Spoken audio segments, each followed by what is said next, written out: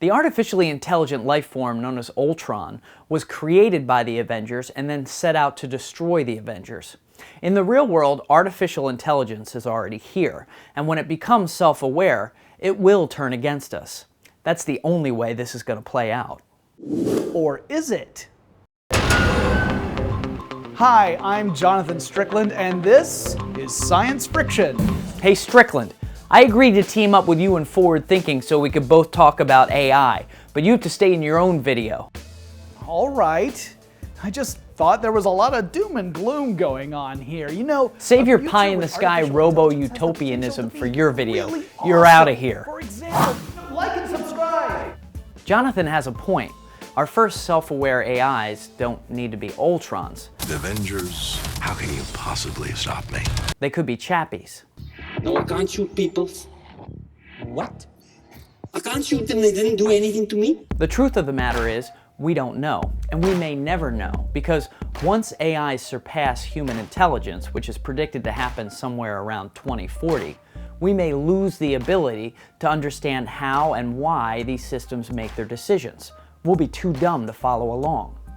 It's for this reason that top scientists and tech innovators signed an open letter in January of this year calling for more research in how to protect us from AI's dangers. Two of the signers have been particularly vocal. Stephen Hawking warns that AI could spell the end of the human race. And Elon Musk, the entrepreneur-engineer who was the real-life basis for Robert Downey Jr.'s Tony Stark, says that he sees AI as mankind's biggest existential threat.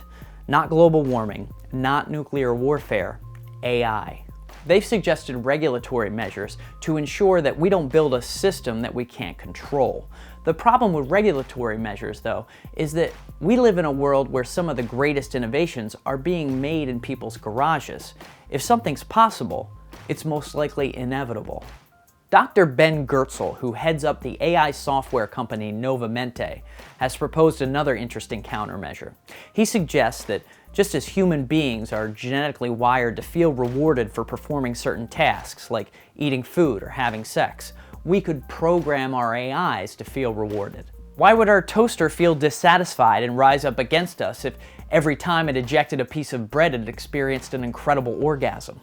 But even this measure doesn't solve the problem of an advanced intelligence moving beyond our understanding. It's possible that this entity could see the limitations of its programming and change its motivations so that it's rewarded for some entirely new purpose, one we didn't intend.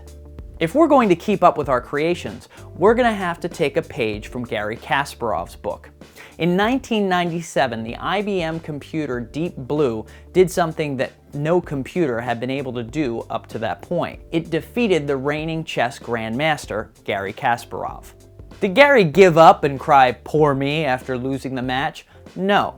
He recognized that the computer had something he didn't: access to a massive database of previous chess moves. Then he created what he termed centaurs, human players aided by AIs. In freestyle chess championships, where humans, computers, and combinations of the two can play each other, Cyborg Centaurs win more games than computers do playing on their own.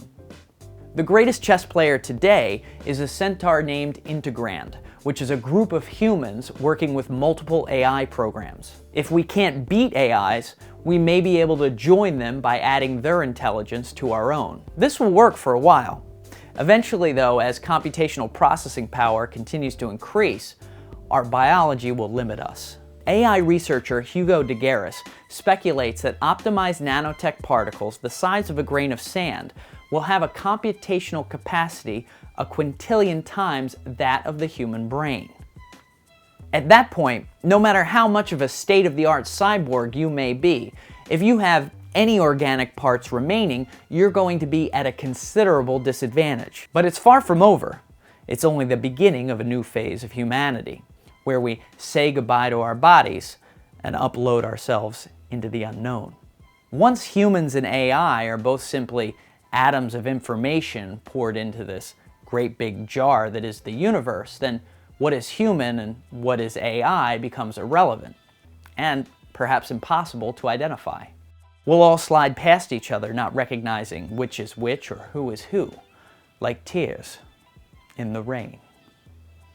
Thanks for watching, and be sure to check out Forward Thinking's video on AI. As usual, it's a great one. And I want to thank the commenter Taha Tariq, who commented in both of our videos that we should do a collaboration. So we did. And thanks to theoretical physicist Dr. Wolfgang Fink for talking to me about the future of AI. He threw out that Blade Runner quote while we were having our discussion, and it was just too awesome not to use. If this is your first episode of Science Friction, be sure to subscribe, check out some of the previous episodes, follow me on Twitter, and be sure to tell me what superpower you want.